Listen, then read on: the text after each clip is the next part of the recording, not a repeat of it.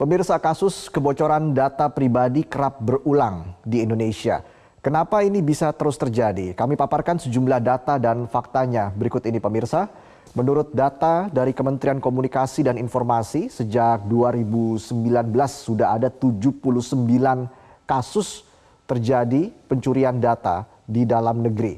Di mana kalau kita langsung lihat ke grafiknya, sejak Januari sampai dengan Juni 2023 tercatat ada 35 kasus.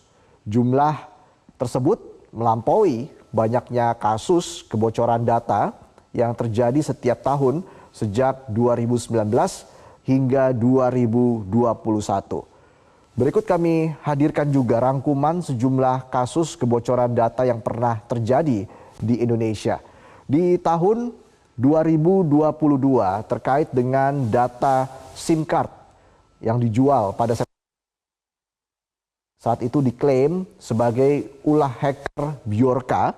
Bahkan kabarnya ada 1,3 miliar data pendaftaran SIM card.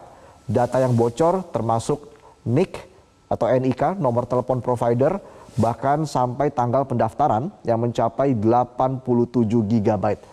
Data-data ini semua dibanderol senilai 743,5 juta rupiah. Assalamualaikum warahmatullahi wabarakatuh. Halo teman-teman semua, perkenalkan nama saya Rian Rashid Rahmansyah. Saya berasal dari Universitas Negeri Jakarta, program studi manajemen, Fakultas Ekonomi dan Bisnis dengan NIM 17056255184. Pada kesempatan kali ini, saya akan membahas topik yang sangat berdekatan dengan kehidupan kita sehari-hari, yaitu perlindungan data konsumen. Di era digital seperti saat ini, semua aktivitas mulai dari belanja online, penggunaan aplikasi, pesanan makanan, hingga transaksi keuangan melibatkan data pribadi. Tanpa disadari, data tersebut dapat disalahgunakan oleh orang-orang yang tidak bertanggung jawab. Melalui video ini, saya berharap kita semua dapat memahami betapa pentingnya perlindungan data konsumen. Apa itu data konsumen? Pernahkah kalian menggunakan suatu produk atau layanan, dan di situ Anda memasukkan nama, nomor telepon, email, hingga riwayat transaksi Anda? Nah, hal ini sangat sensitif dan sangat berharga tinggi. Apabila jatuh ke tangan yang tidak tepat, resikonya akan bisa kemana-mana. Apa sih resikonya ketika data kita tidak dilindungi?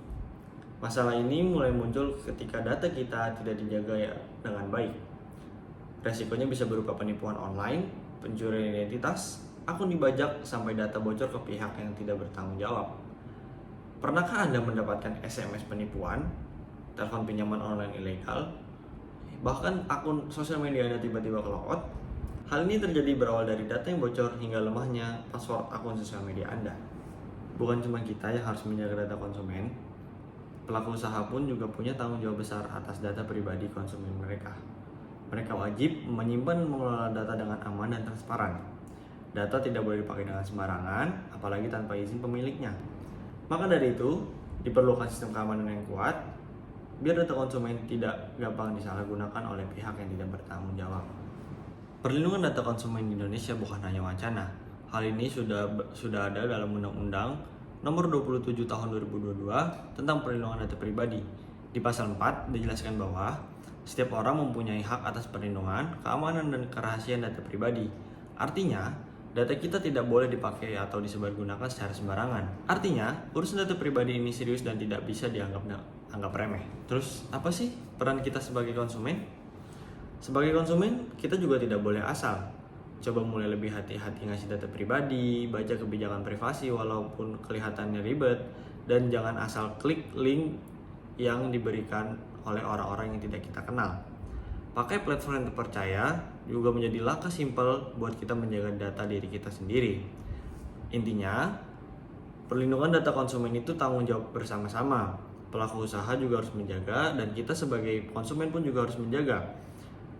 Dengan begitu, kita bisa tetap menikmati teknologi tanpa khawatir data pribadi kita disalahgunakan. Terima kasih teman-teman yang sudah menonton video ini secara full. Cukup sekian video edukasi dari saya, kurang lebihnya mohon maaf. Apabila ada kesalahan-kesalahan mohon dimaafkan. Wabillahi taufiq wal hidayah. Wassalamualaikum warahmatullahi wabarakatuh. Dadah semuanya.